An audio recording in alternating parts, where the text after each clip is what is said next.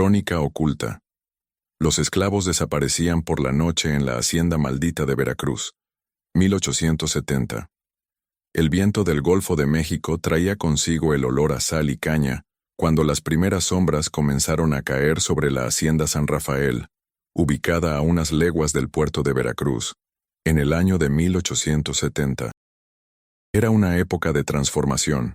La República había triunfado sobre el Imperio apenas 4 años atrás, y el país intentaba reconstruirse bajo la presidencia de Benito Juárez.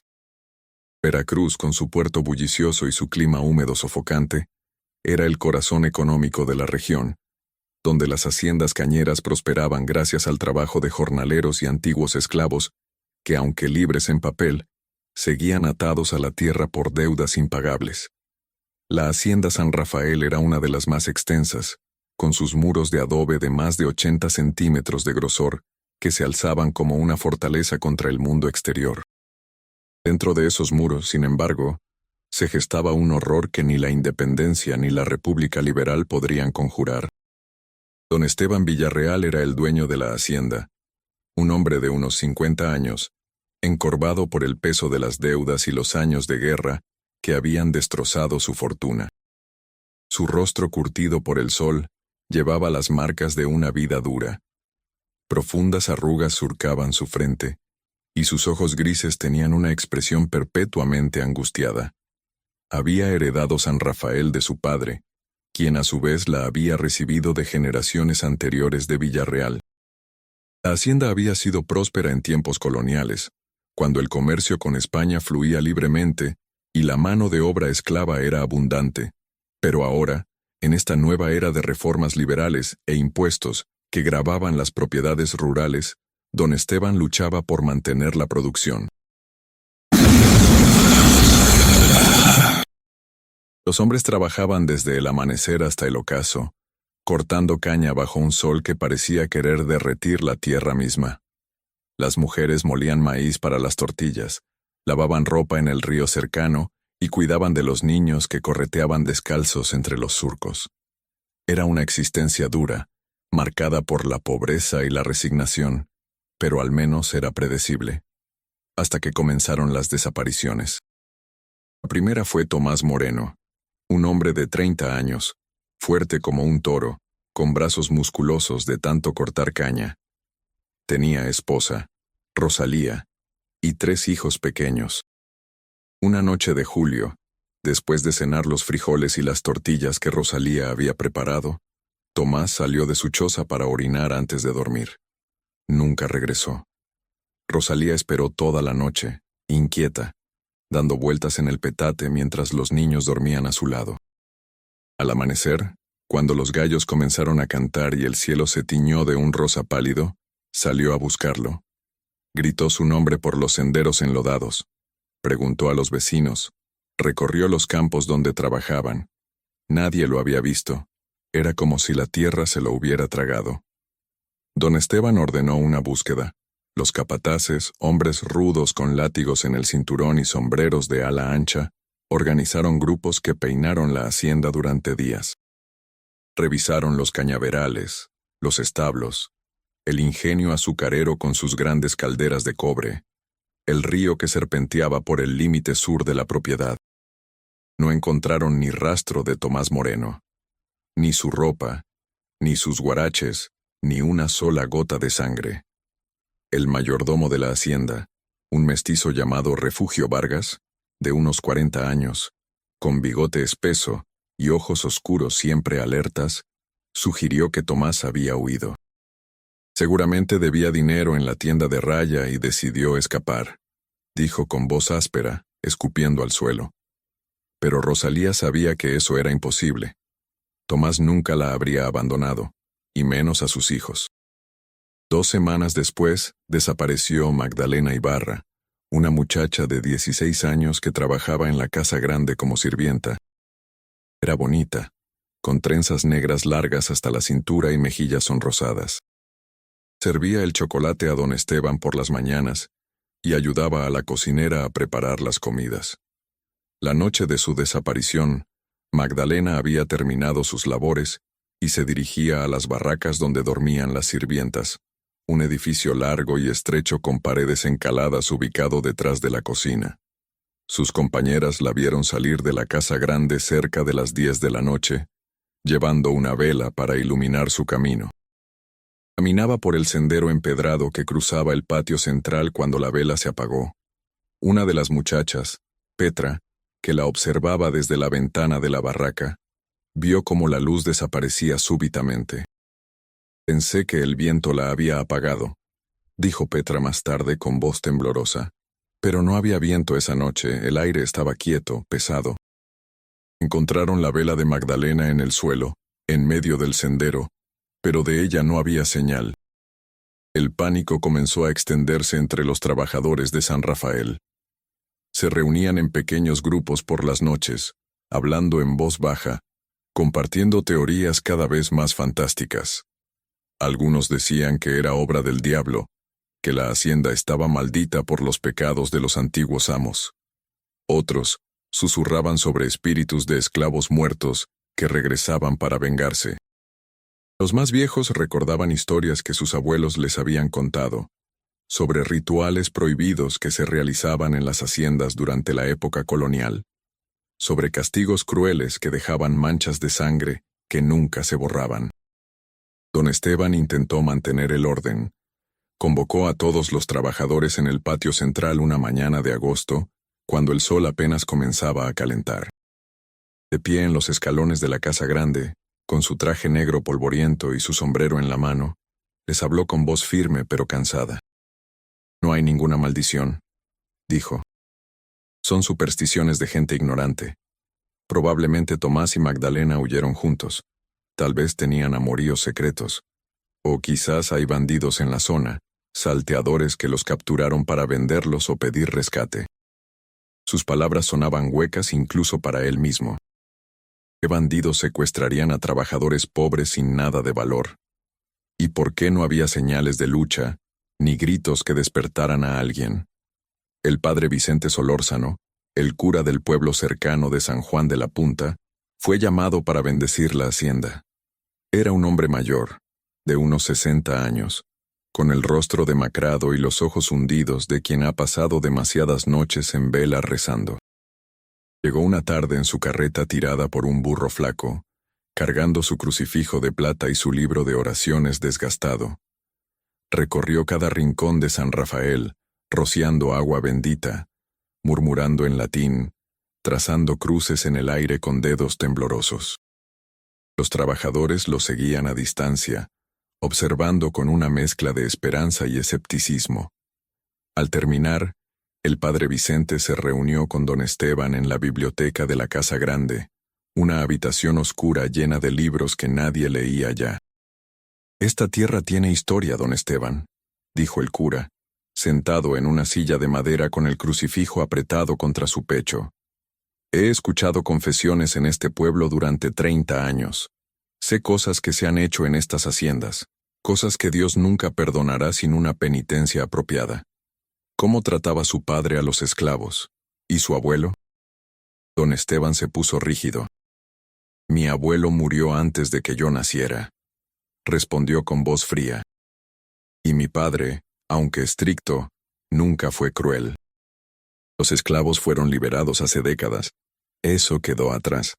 El padre Vicente asintió lentamente, pero sus ojos decían que no estaba convencido. «El pasado nunca queda atrás, hijo mío. Siempre nos persigue, de una forma u otra». La luna menguante apenas iluminaba los cañaverales que se mecían con la brisa nocturna. Pensó en su abuelo, don Rodrigo Villarreal, de quien había oído historias susurradas por los sirvientes viejos cuando él era niño. Don Rodrigo había sido un amo implacable, famoso por sus castigos severos. Se decía que había mandado azotar a esclavos hasta la muerte por infracciones menores, que había separado familias vendiendo niños, que había abusado de las mujeres como si fueran su propiedad personal. Todo eso era legal en aquella época, pero ¿eso lo hacía menos monstruoso? 3 días después de la visita del padre Vicente, desapareció otro trabajador. Esta vez fue Julián Campos, un joven de 20 años, delgado y nervioso, que trabajaba cuidando los bueyes. Julián había estado particularmente asustado desde las primeras desapariciones. Le había dicho a su madre, Esperanza, que sentía que algo lo observaba cuando caminaba solo al atardecer. «Hay ojos en la oscuridad, mamá», le había dicho. «Lo siento sobre mí». Esperanza le había dado un escapulario bendecido por el padre Vicente, advirtiéndole que nunca saliera de noche. Pero una noche, uno de los bueyes enfermó y Refugio Vargas, el mayordomo, ordenó a Julián que fuera a revisar al animal en los establos. Julián protestó, rogó que lo enviaran durante el día, pero Vargas se enfureció. «¿Eres un hombre o una gallina?», le gritó. «Ve ahora, o te descontaré una semana de paga». Varios trabajadores lo vieron entrar en el establo, que estaba a unos 50 metros de las barracas. Escucharon el mugido de los bueyes, el crujido de la puerta. Luego silencio. Después de una hora, cuando Julián no regresó, su madre Esperanza empezó a preocuparse. Pidió a otros hombres que fueran a buscarlo. Encontraron el farol en el suelo del establo, aún encendido, la llama parpadeando débilmente.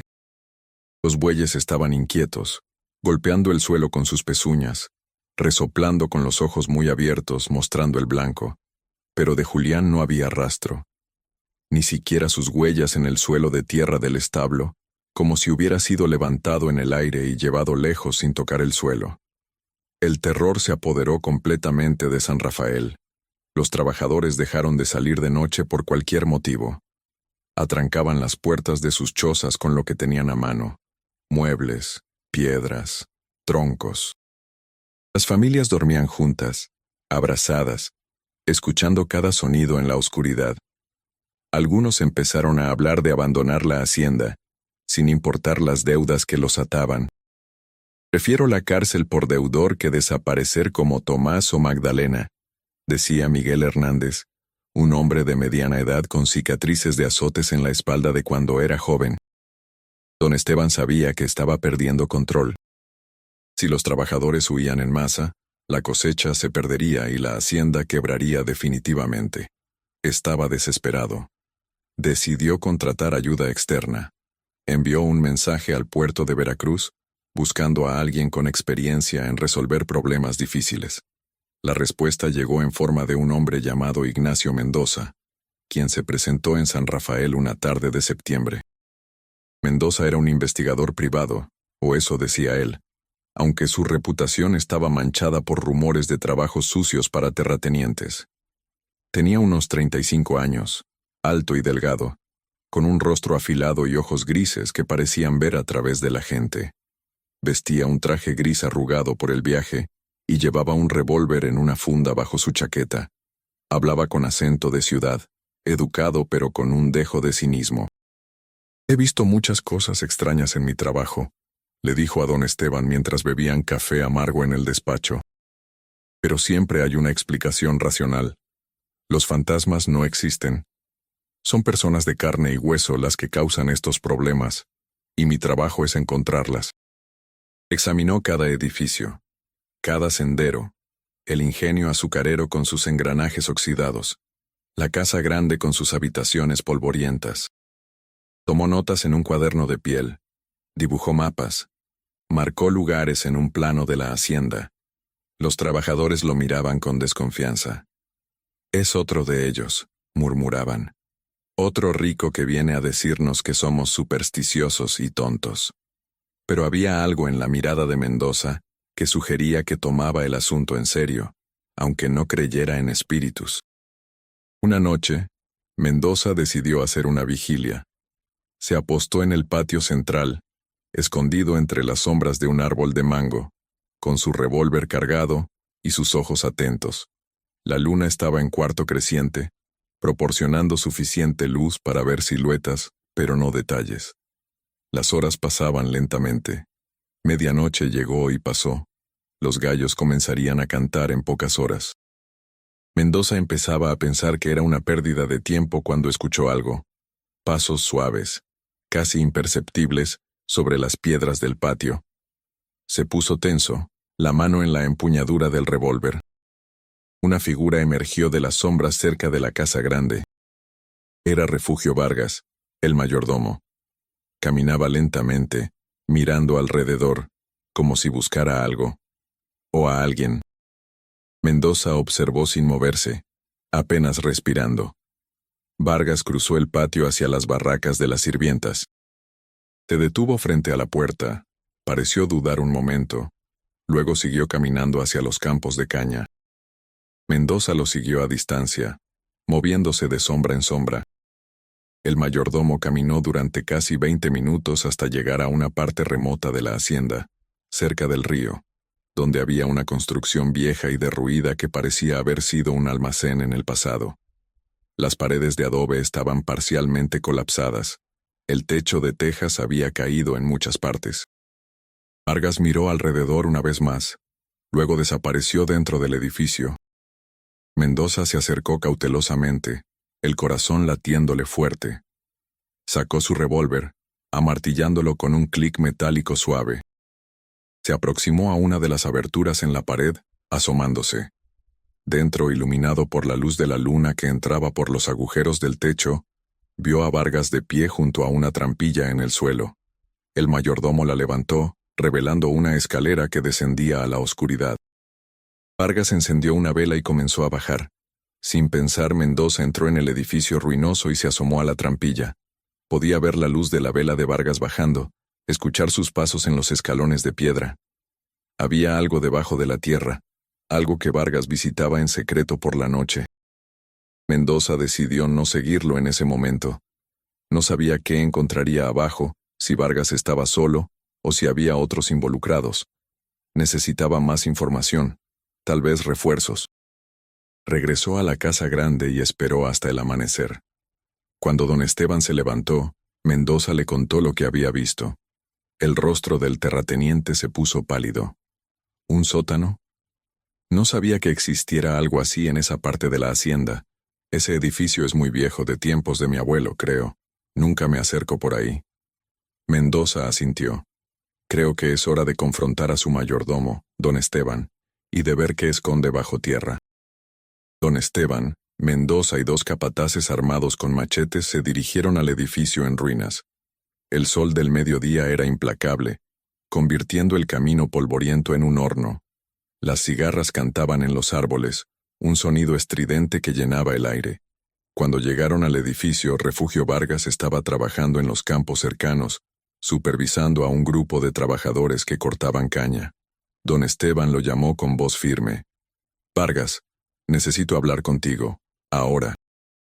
El mayordomo se acercó, limpiándose el sudor de la frente con un pañuelo sucio. Sus ojos se movieron de don Esteban a Mendoza, y una expresión de alerta cruzó su rostro. «¿Qué sucede, patrón?», preguntó Vargas, intentando sonar casual, pero su voz tenía un temblor apenas perceptible. Don Esteban no perdió tiempo. «Sabemos del sótano bajo el viejo almacén, sabemos que vas allí por las noches. ¿Qué escondes, Refugio? ¿Dónde están los desaparecidos?».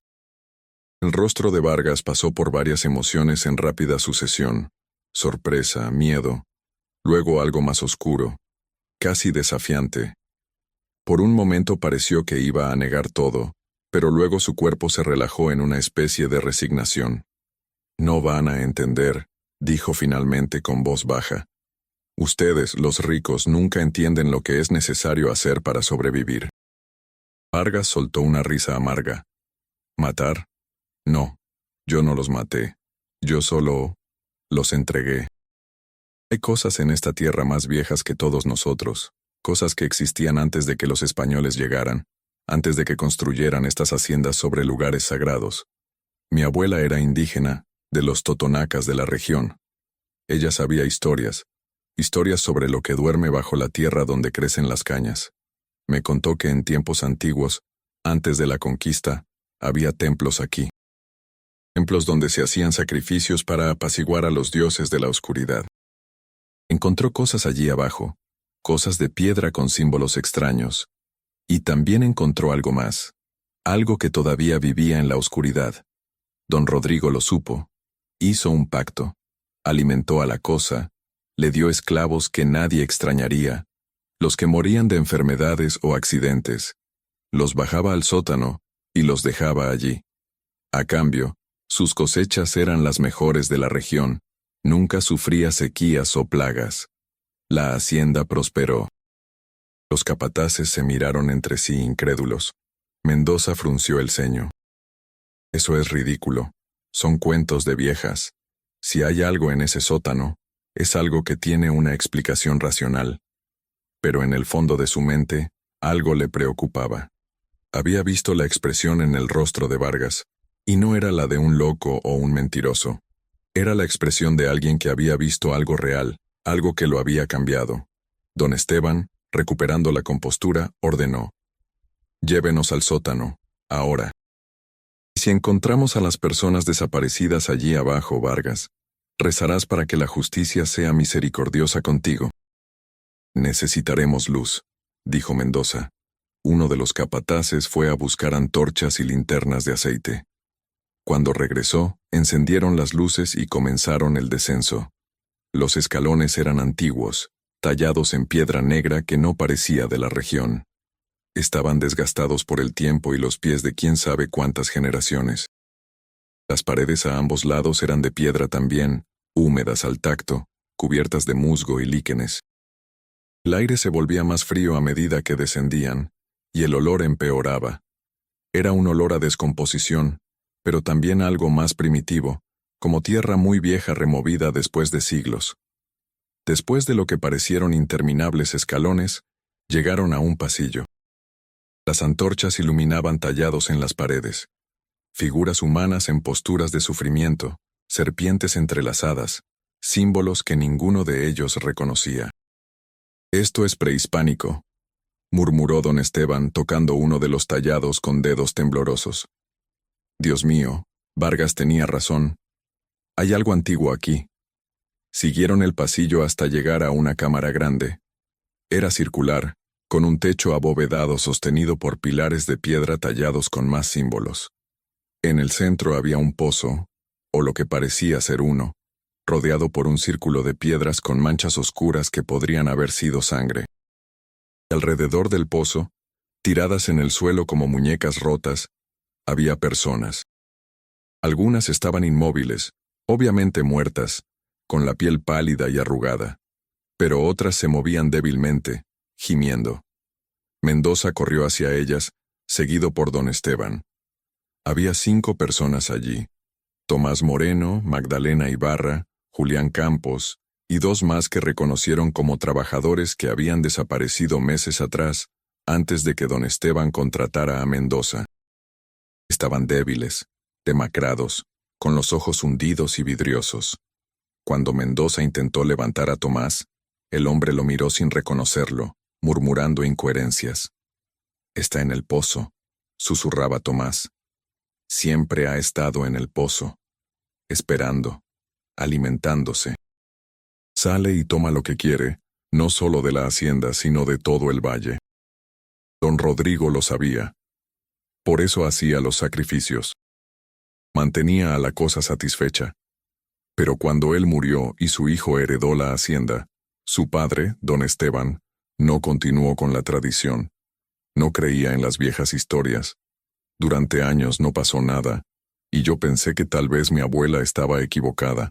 Pero luego, hace unos meses, empezaron los sueños. Sueños donde algo me llamaba desde abajo. Y supe que la cosa tenía hambre nuevamente. Ya no hay nada detrás. Se retorció sobre sí mismo, formando patrones que dolían mirar. Había algo hipnótico en esos movimientos, algo que atraía la mente de Mendoza hacia abajo, hacia la oscuridad. Una voz resonó en su cabeza, no con palabras, sino con conceptos puros, antiguos: hambre, necesidad, pacto, alimentación. Mendoza retrocedió bruscamente, casi cayendo. Su corazón latía descontroladamente. «Hay algo ahí abajo», dijo con voz ronca. «Algo real. No sé qué es, pero está vivo». Don Esteban, mirando a los trabajadores medio muertos en el suelo, tomó una decisión. «Tenemos que sacarlos de aquí, ahora, y luego sellaremos este lugar para siempre. Llenaremos ese maldito pozo con piedras, cemento, lo que sea necesario. Don Esteban intentó ayudar a uno de los otros, un hombre llamado Felipe que había desaparecido 3 meses atrás. Pero cuando don Esteban lo tocó, el hombre se convulsionó violentamente y comenzó a gritar, un sonido agudo y terrible que resonó en la cámara de piedra. De repente, algo cambió. El aire se volvió pesado, opresivo. Las antorchas parpadearon como si una brisa invisible las golpeara. Y del pozo vino un sonido, un borboteo espeso, como líquido hirviendo. Mendoza miró hacia atrás. La cosa en el pozo estaba subiendo. Podía verla ahora, más claramente que antes. No tenía forma definida. Era una masa de oscuridad que se movía contra las leyes naturales, subiendo por las paredes lisas del pozo como si la gravedad no existiera para ella. Había partes que parecían tentáculos, o tal vez brazos, o tal vez nada humano en absoluto. Y había ojos, o lo que podrían ser ojos, puntos de luz fría que brillaban en la masa negra. ¡Corran!, gritó Mendoza. ¡Salgan de aquí ahora! Pero la cosa no perdonaba. Se derramó sobre él como una ola de oscuridad líquida. Vargas gritó, un grito que se cortó abruptamente, y luego no hubo más sonido desde abajo. Llegaron a la superficie jadeando, sudando, con el corazón latiendo como tambores. Los supervivientes fueron llevados rápidamente a la casa grande, donde las sirvientas, alarmadas y llorando, comenzaron a cuidarlos. Don Esteban, con el rostro blanco como la cal, ordenó que trajeran todas las piedras, vigas de madera y herramientas disponibles. Esa misma tarde, con la ayuda de todos los trabajadores de la hacienda que pudieron reunir, comenzaron a sellar la trampilla. La cubrieron con piedras pesadas, luego con tierra y cemento. Pero todos sabían, en el fondo de sus corazones, que eso no sería suficiente. Algo antiguo y hambriento vivía bajo San Rafael, algo que había estado allí mucho antes de que ellos llegaran, y que estaría allí mucho después de que se fueran. Los días siguientes a aquella pesadilla fueron un remolino de actividad frenética y miedo apenas contenido. Don Esteban contrató a albañiles del puerto de Veracruz para reforzar el sello sobre la trampilla. Trajeron toneladas de cascajo, mezcla de cal y cemento importado, y construyeron una plataforma sólida de más de 2 metros de grosor sobre el lugar donde había estado la entrada al sótano. Luego demolieron completamente el edificio en ruinas, reduciendo las paredes de adobe a escombros. Cada piedra fue retirada y dispersada lejos de allí. Cuando terminaron, apenas quedaba evidencia de que hubiera existido alguna construcción en ese lugar, solo un montículo de tierra y vegetación que lentamente comenzaría a ser reclamado por la naturaleza. Yacía en un catre en una habitación de la casa grande, mirando el techo con ojos vacíos, sin reaccionar cuando su esposa Rosalía le hablaba, o cuando sus hijos pequeños lloraban a su lado. Respiraba, su corazón latía, pero era como si su espíritu hubiera sido drenado, dejando solo una cáscara que realizaba las funciones básicas de la vida sin propósito ni conciencia. El médico que don Esteban trajo de Veracruz, un hombre joven llamado Dr. Armando Cortés, examinó a Tomás exhaustivamente. Revisó sus ojos con una lente, escuchó su corazón con un estetoscopio, comprobó sus reflejos golpeando sus rodillas con un martillo de goma. Todo parecía funcionar físicamente, pero había una ausencia fundamental. Nunca he visto algo así, admitió el doctor Cortés a don Esteban en privado, limpiando sus lentes con un pañuelo blanco mientras hablaban en el despacho. Físicamente, estos pacientes están desnutridos y deshidratados, pero con alimentación y cuidado deberían recuperarse. Sin embargo, hay algo más profundo que está mal. Es como si su voluntad, su conciencia de sí mismos, hubiera sido consumida. En mis años de estudio en la Ciudad de México, leí sobre casos de catatonia causados por traumas severos, pero esto es diferente. Estos pacientes no están atrapados en un estado de shock. Están, para todos los efectos, ausentes. Ocasionalmente movía la cabeza cuando escuchaba voces familiares. y sus ojos seguían el movimiento de las personas en la habitación. Petra, su amiga, pasaba horas sentada junto a ella, hablándole de recuerdos compartidos, cantándole las canciones que solían cantar mientras lavaban ropa en el río. ¿Te acuerdas, Magdalena?, decía Petra con voz suave, sosteniendo la mano flácida de su amiga. ¿Te acuerdas del día que encontramos aquel nido de pájaros cerca del sauce? Los polluelos eran tan pequeños, apenas tenían plumas.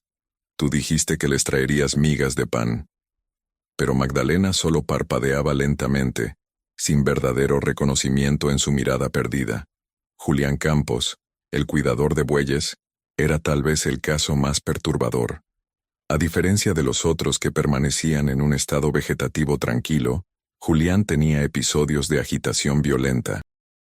Se sentaba de golpe en su cama, gritando palabras incomprensibles, arañando el aire como si luchara contra algo invisible. Cuando estos episodios pasaban, volvía a su estado catatónico habitual, pero el doctor Cortés observó que durante esas crisis, Julián repetía ciertas frases una y otra vez. Está esperando. Siempre tiene hambre. Volverá por más.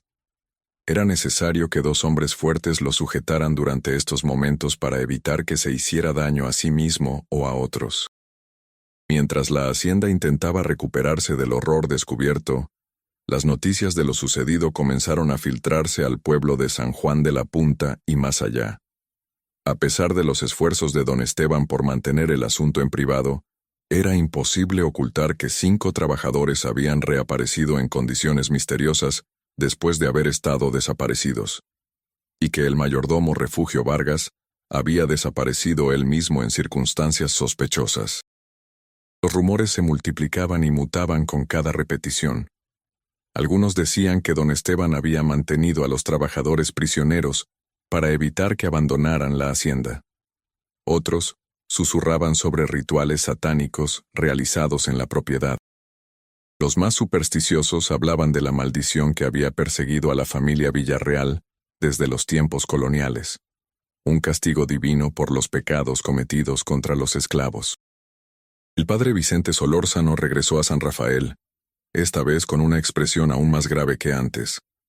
Don Esteban le contó toda la verdad sobre lo que habían encontrado bajo el viejo almacén, el sótano antiguo, los tallados prehispánicos, el pozo con la entidad inexplicable y el destino de Refugio Vargas.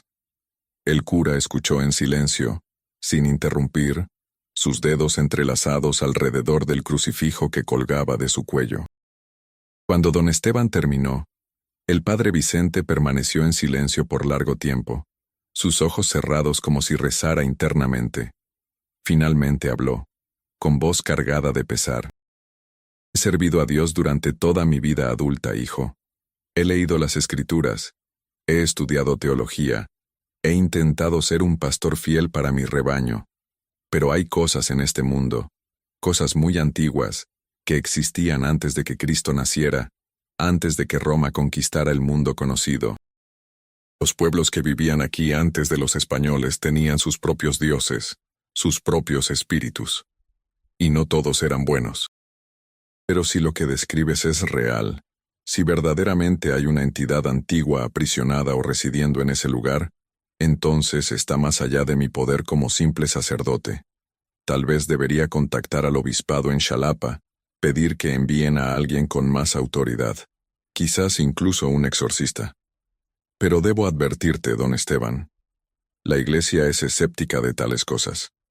Podrían pensar que eres supersticioso o incluso herético. He desenmascarado a charlatanes que se hacían pasar por médiums. He resuelto asesinatos que parecían sobrenaturales pero que resultaron ser cuidadosamente planeados por manos mortales. Pero esto desafía todo lo que creía saber sobre el mundo. Vi algo en ese pozo, don Esteban. No sé qué era. Si era una criatura desconocida, algún fenómeno natural que la ciencia aún no comprende, o algo más allá de la naturaleza. Pero era real, y todavía está ahí abajo. Cuando tu padre dejó de continuar esa práctica, la cosa permaneció dormida o satisfecha durante años. Pero ahora, ha despertado nuevamente. Si Vargas decía la verdad, la cosa no morirá de hambre simplemente porque sellamos su acceso a la superficie.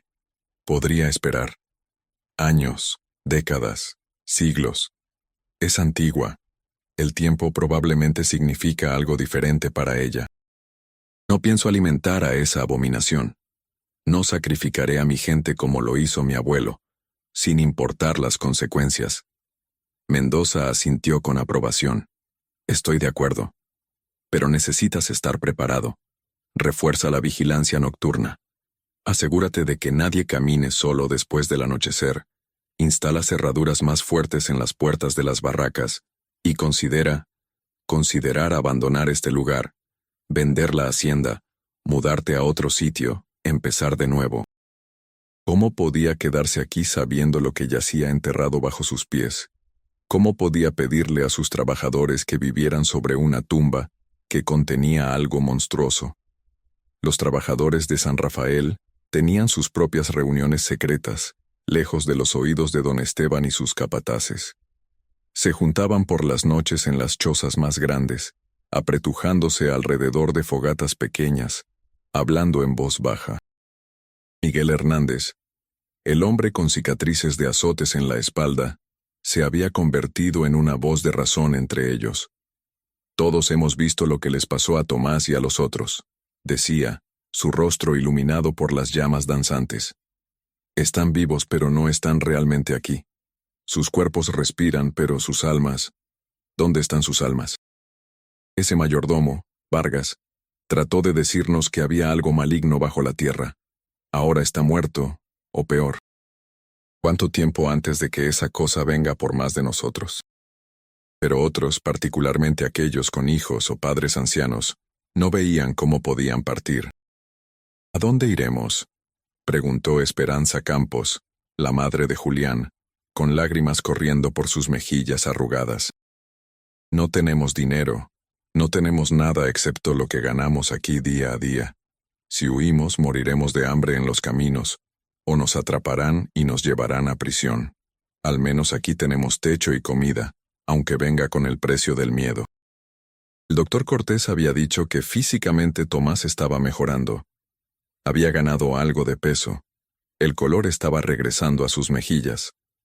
Pero esos ojos vacíos, esa mirada que atravesaba todo sin ver nada, eso no cambiaba. Una noche, casi 2 semanas después del rescate de las víctimas del sótano, algo cambió. Rosalía estaba dormitando en una silla junto a la cama de Tomás cuando sintió movimiento. Abrió los ojos sobresaltada y vio que su esposo estaba mirándola. Verdaderamente mirándola con reconocimiento en sus ojos. «Tomás», susurró ella, apenas atreviéndose a creer lo que veía. «¿Eres tú? ¿Has regresado?» Los labios de Tomás se movieron, produciendo sonidos ásperos y rotos por el desuso. Rosalía. Era su voz, débil pero suya. Las lágrimas brotaron de los ojos de Rosalía mientras tomaba las manos de su esposo. «Sí, soy yo. Estás de vuelta. Dios mío, estás de vuelta». Llamó a gritos a las sirvientas, quienes corrieron a buscar al doctor Cortés y a don Esteban. Cuando llegaron, encontraron a Tomás sentado en su cama, todavía débil pero claramente consciente.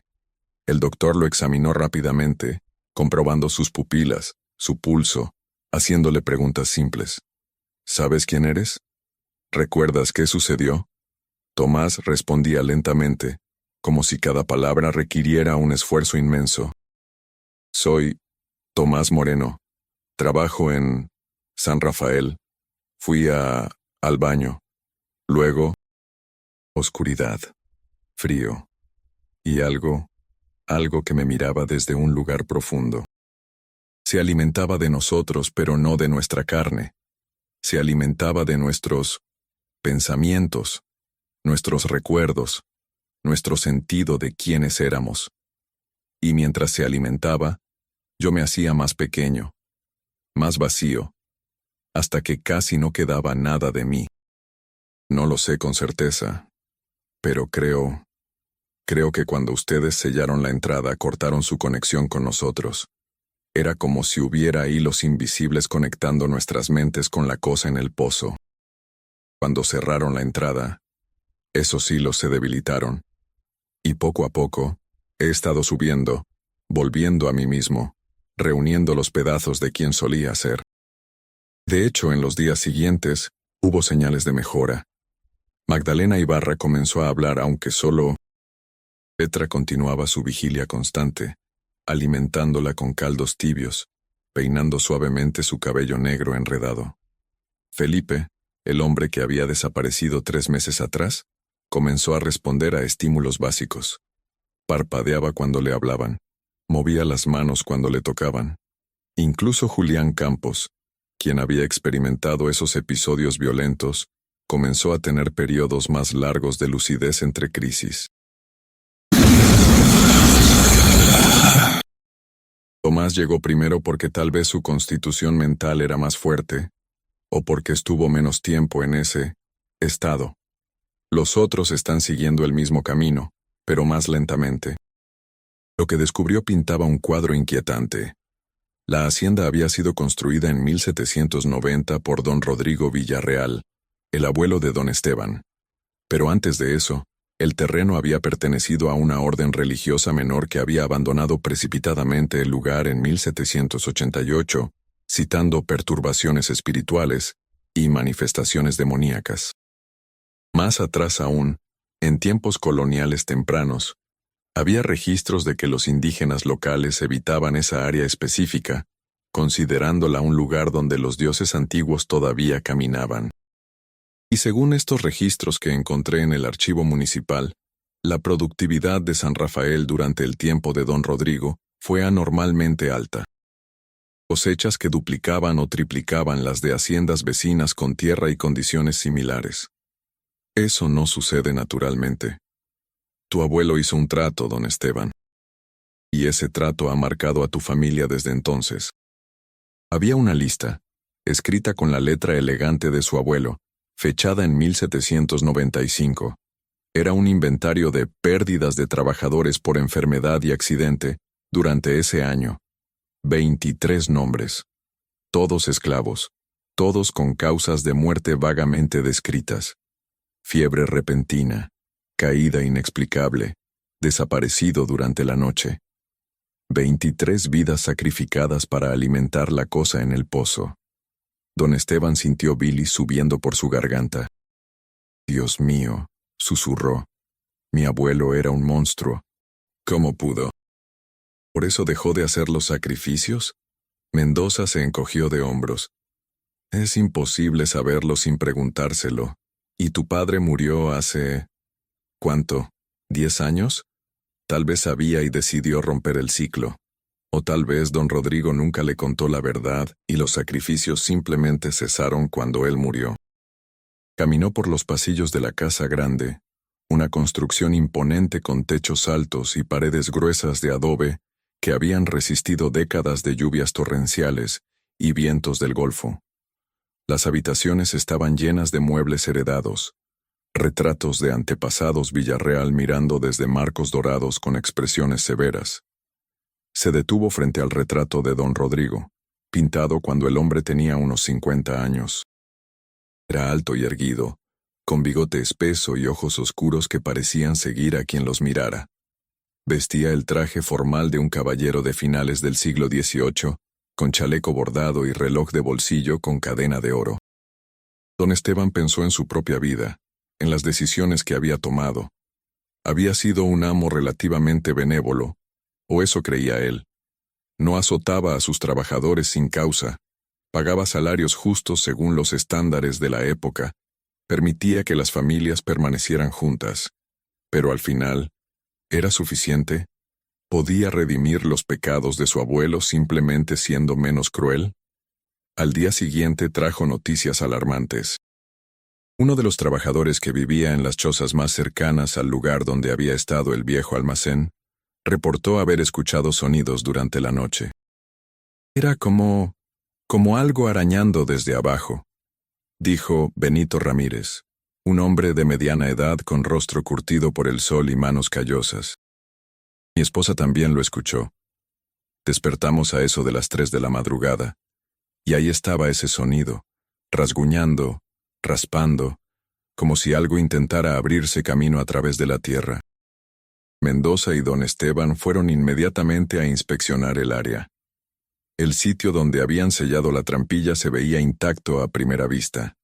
La plataforma de cemento que los albañiles habían construido seguía sólida, sin grietas visibles. Pero cuando se acercaron, Mendoza notó algo perturbador. Alrededor de los bordes de la plataforma, donde el cemento se encontraba con la tierra natural, había pequeñas fisuras. Y de esas fisuras emanaba un olor, débil pero inconfundible. Ese olor a descomposición y tierra antigua que habían olido en el sótano. «Está intentando salir», dijo Mendoza con voz tensa.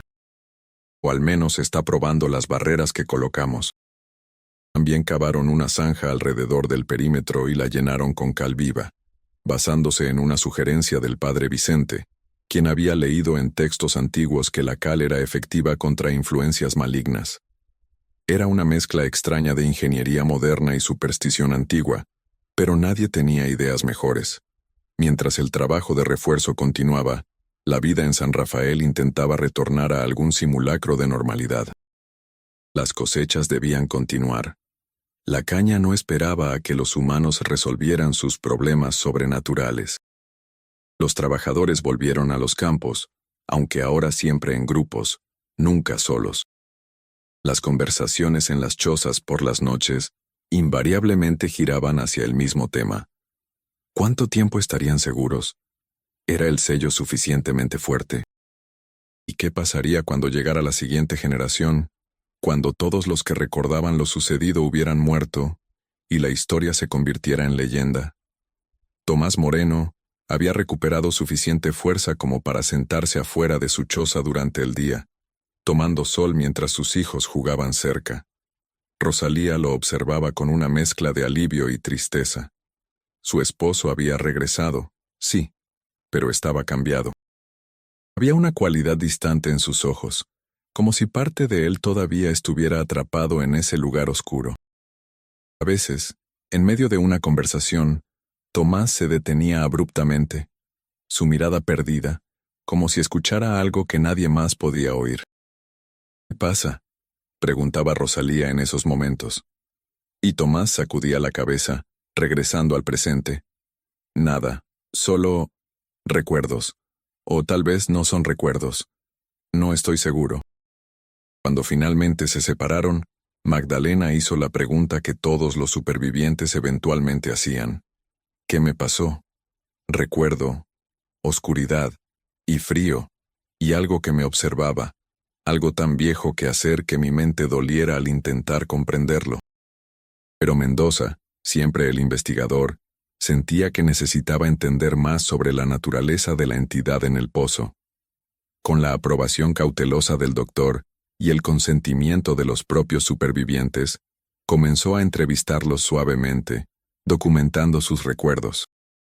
Lo que emergió de esas entrevistas era consistente pero profundamente perturbador.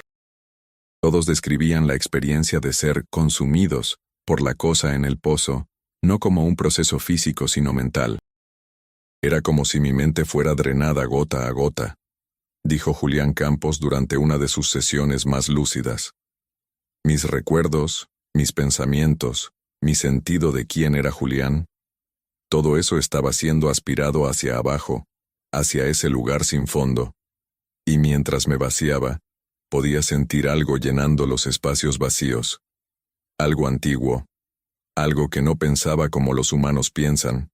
Sus pensamientos eran vastos, lentos, como montañas pensando, si eso tiene sentido. Le construyeron templos, le dieron sacrificios, no por bondad sino por temor, porque si no la alimentaban voluntariamente, ella tomaba lo que necesitaba de todas formas, pero de manera más indiscriminada, más destructiva. Eventualmente encontrará otra salida, o el hambre la volverá lo suficientemente fuerte como para romper nuestras barreras. Mendoza no tenía respuestas reconfortantes. «Hay precedentes históricos para este tipo de situaciones», dijo, refiriéndose a sus notas. «Culturas de todo el mundo tienen historias de entidades que deben ser apaciguadas o contenidas. Algunos lugares simplemente son abandonados, declarados malditos, evitados por generaciones. Otros mantienen guardianes, personas cuyo trabajo es vigilar y mantener los sellos. No, creo que la única opción realista es establecer algún tipo de vigilia permanente. Reforzar el sello regularmente, inspeccionar cualquier señal de debilitamiento, y sí, estar preparado para hacer lo que sea necesario si las barreras fallan. ¿Estaban condenados a ser eternos carceleros de algo que nunca deberían haber descubierto?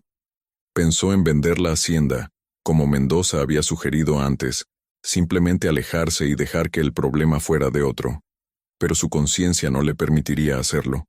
Si vendía San Rafael sin advertir al comprador, estaría condenando a personas inocentes al mismo horror que sus propios trabajadores habían experimentado. Pasaron 2 meses. El otoño de 1870 llegó con lluvias torrenciales que convertían los senderos de la hacienda en ríos de lodo.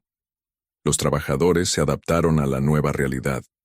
Rutinas estrictas, nadie caminaba solo después del anochecer. Vigilias regulares alrededor del área sellada. Los supervivientes continuaban recuperándose, aunque ninguno volvió completamente a ser quien había sido antes. Todos llevaban las marcas invisibles de su experiencia, manifestadas en miradas distantes, pesadillas nocturnas que los hacían gritar, y una aversión profunda a la oscuridad. De pie en los escalones de la casa grande, con Mendoza a su lado, don Esteban les contó todo. Les habló de su abuelo don Rodrigo, y los sacrificios que había hecho. Les habló de la entidad antigua que vivía bajo sus pies, y les dio una opción. «Entenderé si quieren irse», dijo con voz firme pero cansada. «No los perseguiré por deudas, les daré cartas de recomendación y suficiente dinero para el viaje a donde quieran ir. Pero si eligen quedarse, deben saber a qué se enfrentan. Esta tierra está marcada, y aunque hemos hecho todo lo posible para contener el peligro, no puedo garantizar que sea suficiente. Todo lo que puedo prometer es que vigilaremos, reforzaremos las defensas, y si alguna vez las cosas empeoran, les advertiré inmediatamente para que puedan huir. Don Esteban, he trabajado en esta hacienda desde que era niño. Mi padre trabajó aquí, y su padre antes que él. No soy rico, no tengo tierras propias. Si me voy, ¿a dónde iría? ¿A otra hacienda donde el amo no me conoce y podría tratarme peor? Al menos aquí sé que usted es un hombre honesto. Y ahora que sabemos sobre el peligro podemos cuidarnos. Me quedo». No todos se quedaron. Aproximadamente 30 personas, en su mayoría jóvenes sin familias establecidas, eligieron partir. Don Esteban cumplió su promesa, dándoles lo que necesitaban para comenzar en otro lugar. Pero la mayoría permaneció, unidos por lazos de familia, costumbre y una extraña camaradería nacida del horror compartido. Se habían mirado al abismo juntos. Ahora, vigilarían juntos para asegurarse de que el abismo no los mirara de vuelta. Mendoza decidió quedarse indefinidamente en San Rafael. «Mi trabajo normal parece trivial ahora», le confió a don Esteban. «Resolver adulterios y pequeños robos. ¿Cómo puedo volver a eso después de haber visto lo que vi? Aquí al menos puedo hacer algo importante. Puedo estudiar esta cosa, entenderla mejor, tal vez encontrar una forma más permanente de neutralizarla». Se instaló en una habitación de la casa grande que don Esteban le ofreció, convirtiendo el espacio en una mezcla de dormitorio y oficina llena de libros, mapas y documentos. Los dos hombres establecieron un sistema de vigilancia formal. Se construyó una pequeña caseta cerca del área sellada, con paredes gruesas y ventanas estrechas. Siempre había al menos 2 personas allí, vigilando en turnos de 4 horas. Cualquier cambio en el sello, cualquier sonido extraño, cualquier sensación inusual debía ser reportada inmediatamente. También establecieron un ritual de inspección mensual, donde Mendoza, don Esteban y el padre Vicente, quien visitaba regularmente ahora, examinaban meticulosamente el sello en busca de grietas, hundimientos o cualquier otra señal de debilitamiento. Durante varios meses, no sucedió nada alarmante. El sello se mantuvo firme. Los supervivientes continuaban mejorando gradualmente. La vida adquirió una nueva normalidad, aunque siempre con una corriente subyacente de tensión. La gente no olvidaba, no podían olvidar, pero aprendieron a vivir con el conocimiento de lo que yacía enterrado bajo sus pies, de la misma manera que la gente que vive cerca de volcanes aprende a vivir con la posibilidad siempre presente de erupción. Entonces llegó la primavera de 1871, y con ella, un cambio sutil pero innegable. Los trabajadores comenzaron a reportar sueños. No pesadillas ordinarias, sino algo más específico y compartido. Múltiples personas, sin conexión aparente entre ellas, soñaban cosas similares, estar de pie en un lugar oscuro y sin límites, sintiendo una presencia inmensa observándolos desde todas direcciones a la vez. En los sueños la presencia no hablaba, pero transmitía un concepto simple y terrible: hambre. Tomás Moreno fue uno de los primeros en reportar estos sueños. «Es como si me estuviera llamando de nuevo», le dijo a Rosalía una mañana, con ojeras profundas y manos temblorosas, sosteniendo una taza de café. «Siento su hambre en mis huesos. Quiere alimentarse, y me quiere a mí específicamente porque ya he estado allí antes. Dice que fui muy sabroso». La palabra sabroso hizo que Rosalía se estremeciera, la implicación horrible de ser considerado comida para algo inhumano.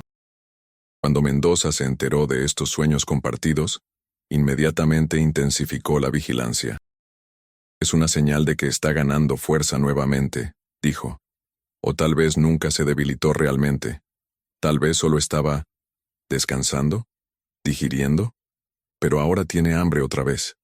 Don Esteban sintió la desesperación elevarse en su garganta. «¿Qué hacemos? No alimentaremos a esa cosa. No sacrificaremos a nuestra gente como lo hizo mi abuelo». Mendoza asintió firmemente.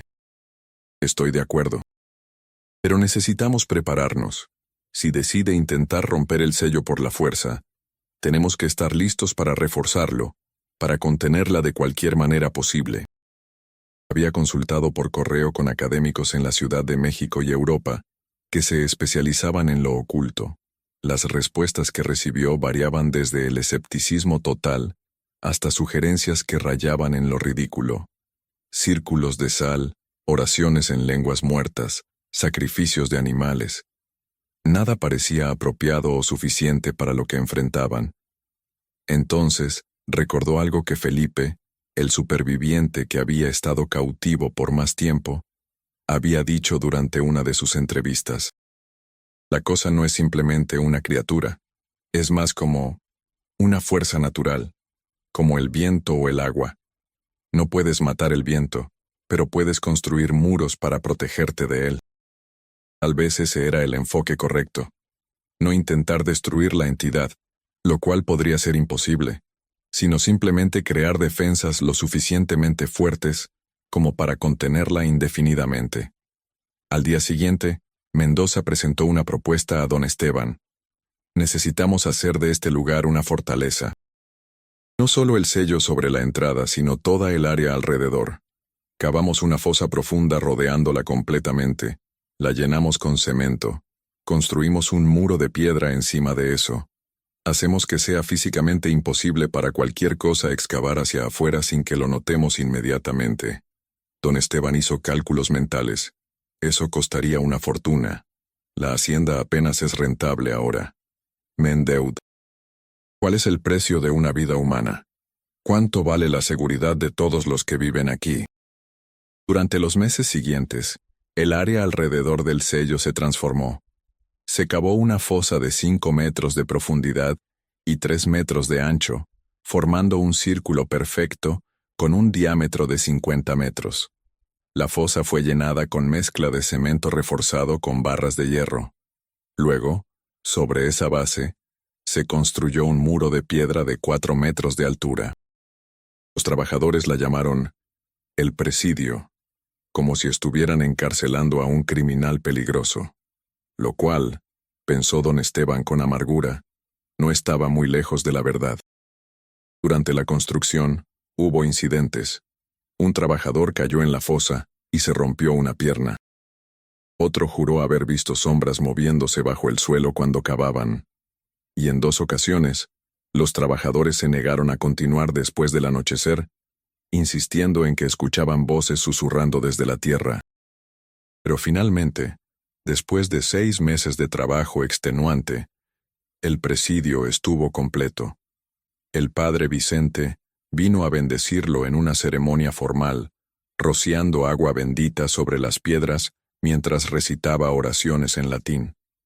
Todos los residentes de San Rafael asistieron, formando un círculo alrededor de la estructura.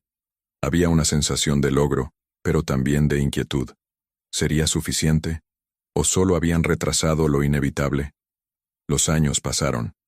1872 llegó y se fue. Luego, 1873. La vida en San Rafael se estableció en un ritmo predecible. Las cosechas eran modestas pero suficientes. Don Esteban luchaba con sus deudas pero las manejaba. Los supervivientes del sótano continuaban sus vidas, aunque todos llevaban cicatrices invisibles. Tomás Moreno volvió a trabajar en los campos de caña, aunque ya no podía trabajar todo el día como antes. Se cansaba fácilmente y necesitaba descansos frecuentes. Magdalena Ibarra dejó de trabajar como sirvienta en la casa grande, y en su lugar ayudaba en la cocina, donde siempre había gente alrededor. No podía soportar estar sola. Mendoza permaneció en la hacienda, convirtiéndose en una especie de guardián permanente.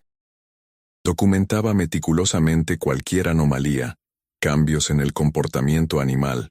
Los bueyes evitaban acercarse a el presidio, fluctuaciones en la temperatura cerca del sello. Siempre estaba más frío allí, incluso en los días más calurosos del verano. Y por supuesto los sueños que ocasionalmente todavía plagaban a algunos residentes. Sus cuadernos se llenaban con observaciones detalladas, patrones que intentaba descifrar.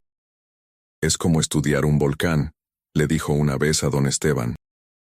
«Hay periodos de calma, pero sabes que bajo la superficie algo está hirviendo, acumulando presión. Todos tenemos secretos familiares», dijo ella con una sonrisa irónica. «Mi propio abuelo era contrabandista. Al menos tu familia tiene la excusa de lidiar con fuerzas sobrenaturales». El padre Vicente aprobó entusiastamente, visitando semanalmente para celebrar misa en una capilla improvisada en uno de los edificios auxiliares. Los trabajadores apreciaban estos esfuerzos. La presencia de Beatriz, su normalidad y vitalidad, ayudaba a contrarrestar la sombra que siempre acechaba en el fondo de sus mentes. En 1875 nació el primer hijo de don Esteban y Beatriz, un niño que llamaron Rodrigo, en honor al abuelo a pesar de todo. «El nombre no define a la persona», dijo Beatriz cuando don Esteban expresó dudas. «Nuestro Rodrigo será diferente, será mejor». Don Esteban esperaba que tuviera razón. Cuando sostuvo a su hijo recién nacido, mirando ese rostro pequeño e inocente, sintió una determinación renovada. Haría lo que fuera necesario para asegurarse de que su hijo creciera en un mundo donde el horror bajo la tierra permaneciera contenido. Pero en el invierno de 1876, 6 años después de que el sótano fuera sellado por primera vez, las cosas comenzaron a cambiar nuevamente. Esta vez, no fueron sueños los primeros indicios, sino eventos físicos. Grietas aparecieron en el suelo alrededor del presidio, fisuras delgadas que se extendían como telarañas. Los vigilantes reportaron sentir vibraciones leves, como si algo gigantesco se moviera en las profundidades. Y una noche, un trabajador que caminaba cerca del área, violando el protocolo de nunca acercarse solo después del anochecer, desapareció. Se llamaba Roberto Castillo, un hombre joven de 25 años.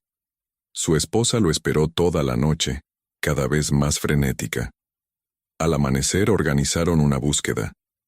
Encontraron sus huellas en el barro, llevando directamente hacia el presidio. Las huellas terminaban abruptamente frente al muro de piedra, como si Roberto hubiera sido levantado en el aire. No había señales de lucha, ni sangre, ni ropa rasgada. Simplemente había desaparecido. El pánico se apoderó de San Rafael nuevamente. Don Esteban convocó una reunión de emergencia con Mendoza, el padre Vicente, y los capataces de confianza. Pensamos que habíamos resuelto esto, dijo don Esteban con voz tensa por el estrés. Construimos el muro. Reforzamos el sello. ¿Cómo es posible que tomara a alguien? Mendoza estudió los informes de los vigilantes. Su rostro grave. La cosa está evolucionando, o tal vez recordando habilidades que no había usado en mucho tiempo. Si puede influir en los sueños de la gente, ¿por qué no podría llamarlos físicamente, atraerlos hacia ella incluso a través de las barreras que construimos? No lo sé, pero necesitamos advertir a todos. Cualquiera que sienta una compulsión de acercarse a el presidio, especialmente de noche, debe resistirla. Debe buscar ayuda inmediatamente. Y tal vez necesitamos considerar opciones más drásticas. Pero hay textos antiguos, escritos por exorcistas de hace siglos, que hablan de entidades que no pueden ser destruidas pero que pueden ser negociadas. Pactos que no involucran sacrificio humano pero que ofrecen otros tributos. Oraciones constantes, vigilias perpetuas, ofrendas simbólicas. Tal vez podríamos intentar comunicarnos con esta cosa, establecer términos que podamos vivir con ellos. Padre, ¿está sugiriendo que hagamos exactamente lo que mi abuelo hizo? ¿Hacer un pacto con un demonio? El cura se encogió visiblemente ante las palabras duras. No con sacrificios humanos, don Esteban. Nunca eso. Pero tal vez hay formas de apaciguarla que no involucren sangre inocente. Es solo una sugerencia desesperada. Si tienen ideas mejores, por favor compártanlas. Pasaron días en deliberación tensa, mientras los trabajadores vivían con miedo renovado, y la esposa de Roberto Castillo lloraba la pérdida de su esposo. Entonces, inesperadamente, Roberto regresó. Apareció una mañana, caminando lentamente por el sendero principal de la hacienda, con la ropa sucia y rasgada, el rostro demacrado. Los trabajadores lo vieron primero y corrieron a ayudarlo. Cuando llegó a la casa grande y don Esteban salió a recibirlo, Roberto colapsó. El doctor Cortés lo examinó inmediatamente. Físicamente, Roberto estaba en un estado similar a como habían estado Tomás y los otros 6 años atrás. Desnutrido, deshidratado, pero vivo. Sin embargo, a diferencia de aquellos casos, Roberto recuperó la conciencia rápidamente, y cuando abrió los ojos, había algo diferente en ellos, una claridad extraña. Habló sin que le preguntaran, con voz monótona y distante, como si recitara algo que le habían enseñado. Ella me envió de vuelta. Me envió de vuelta con un mensaje. Tomará lo que necesita de San Rafael o de los pueblos cercanos, de los niños o de los ancianos, no le importa. A menos que quiere que la gente venga voluntariamente, regularmente, para sentarse cerca del sello, para estar en su presencia. Ella se alimentará solo un poco de cada persona, no lo suficiente como para vaciarlas completamente, pero lo suficiente para satisfacer su hambre. Dice que es un trato justo. Los humanos ofrecen pequeñas porciones de sus vidas, y ella promete no destruir, no matar, no devastar. Era repugnante. La idea de ofrecer voluntariamente partes de sí mismos, de sus almas o esencias, o lo que fuera que la cosa consumía, como tributo regular. Pero era, innegablemente, mejor que los sacrificios completos que don Rodrigo había realizado. Era, como había sugerido el padre Vicente, un pacto que tal vez podrían vivir con él. No podemos aceptar esto, dijo don Esteban firmemente, aunque su voz temblaba. No podemos condenar a nuestra gente a ser alimentados gradualmente a esa abominación. Pero Mendoza, siempre el pragmático, planteó la pregunta que nadie quería hacer. ¿Cuál es la alternativa? Si ella rompe completamente el sello, si sale con toda su fuerza, ¿cuántas personas morirán? No solo aquí, sino en San Juan de la Punta, quizás en toda la región. Y no podemos matarla. Hemos establecido eso, no podemos destruirla. Entonces, ¿qué hacemos? Los trabajadores, cuando se enteraron del trato propuesto, estaban divididos. Algunos lo rechazaban rotundamente, prefiriendo huir de la hacienda. Otros, sorprendentemente, estaban dispuestos a considerarlo. Si significa que nuestros hijos estarán seguros, dijo Miguel Hernández. Si significa que no habrá más desapariciones completas, tal vez vale la pena pagar ese precio. Aceptaría el trato, pero con condiciones estrictas. Primero, la participación sería absolutamente voluntaria. Nadie sería forzado o presionado a sentarse cerca del sello. Segundo, las sesiones serían cortas y monitoreadas cuidadosamente. Al primer signo de que la entidad estaba tomando demasiado, la persona sería retirada inmediatamente. Tercero, se mantendría un registro detallado de todos los participantes y sus experiencias, para asegurarse de que la cosa cumpliera su palabra de no consumirlos completamente. Y así comenzó el extraño ritual que definiría a San Rafael en los años venideros. Cada semana un grupo de voluntarios, nunca más de 3 a la vez, se sentaba fuera del presidio durante 1 hora al anochecer. Mendoza estuvo presente en cada sesión, tomando notas, monitoreando. Los que participaban describían experiencias similares, una sensación de frío extendiéndose desde sus espaldas, una presencia inmensa presionando contra sus mentes, y luego un leve drenaje, como si algo estuviera aspirando suavemente partes de ellos. Cuando terminaba la hora se sentían exhaustos pero no vacíos. Era como haber dado sangre, debilitante pero no permanentemente dañino. Los voluntarios que participaron regularmente comenzaron a exhibir ciertos cambios. Sus ojos adquirieron una profundidad que antes no tenían, como si hubieran visto cosas más allá del entendimiento ordinario. Algunos desarrollaron percepciones inusuales, pudiendo predecir tormentas antes de que aparecieran nubes, o sabiendo instintivamente cuando alguien en la hacienda estaba enfermo o en problemas. Era como si el contacto con la entidad antigua dejara marcas no solo negativas, sino también extrañas habilidades. Tomás Moreno fue uno de los primeros voluntarios regulares. Cuando Rosalía le preguntó por qué se sometía a eso voluntariamente, él respondió: «Ya he estado dentro de ella antes. Ya sé cómo se siente. Prefiero darle un poco regularmente que arriesgarme a ser consumido completamente otra vez. Y además, es extraño, pero cuando estoy cerca del sello, los recuerdos confusos que tengo del tiempo que pasé abajo se aclaran. Entiendo un poco más, y entender ayuda». El trato funcionaba, por imperfecto y perturbador que fuera. San Rafael continuaba sus operaciones. Las cosechas eran decentes, los niños nacían y crecían. Rodrigo, el hijo de don Esteban, creció jugando en los mismos campos donde su abuelo había cometido atrocidades, pero ahora convertidos en lugares de vida ordinaria, marcada por un acuerdo extraordinario con algo inhumano. Se convirtió en el cronista no oficial de San Rafael, documentando no solo el horror sino también la resiliencia, la adaptación humana ante lo imposible. «Esto es lo que somos», escribió en una entrada de su diario en 1885. «No conquistamos el mal bajo nuestros pies, no lo destruimos, simplemente coexistimos. Pagamos un precio, sí, pero seguimos viviendo, seguimos amando, trabajando, soñando». Tal vez eso es lo que significa ser humano, encontrar formas de sobrevivir incluso en las circunstancias más oscuras.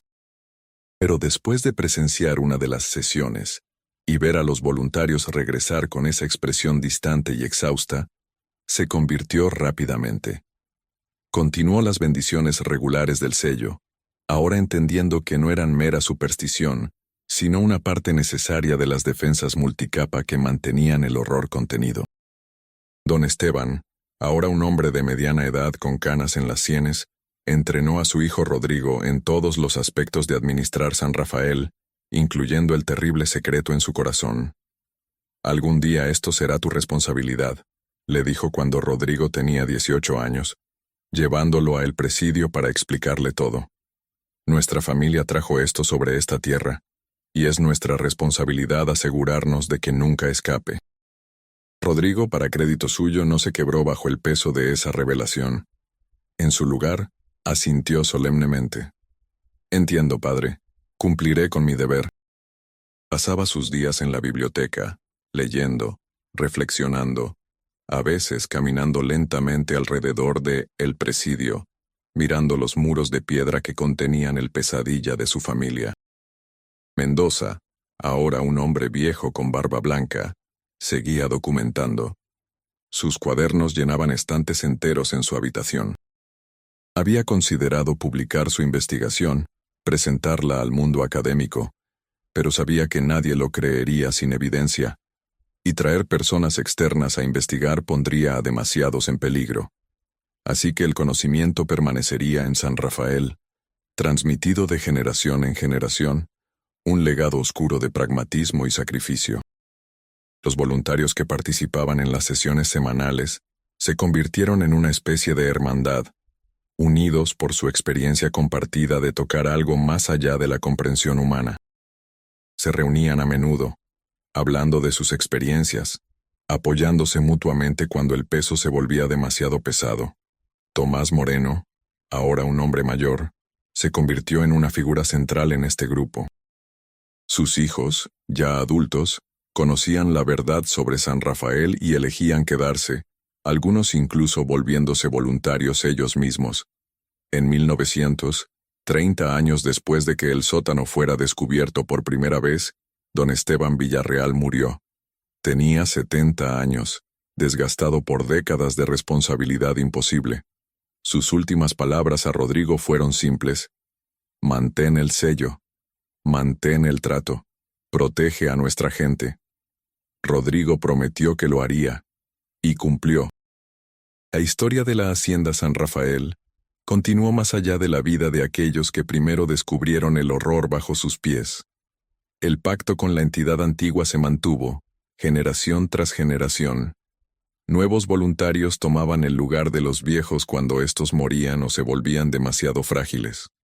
El presidio fue reforzado y reparado según fuera necesario. Los documentos de Mendoza, cuando finalmente murió en 1902 a los 67 años, fueron cuidadosamente preservados, pasados a un nuevo guardián del conocimiento, alguien cuyo trabajo era mantener el registro y asegurarse de que las futuras generaciones supieran exactamente con qué estaban tratando. La Revolución Mexicana de 1910 trajo caos a muchas haciendas de México, con tierras siendo confiscadas y redistribuidas.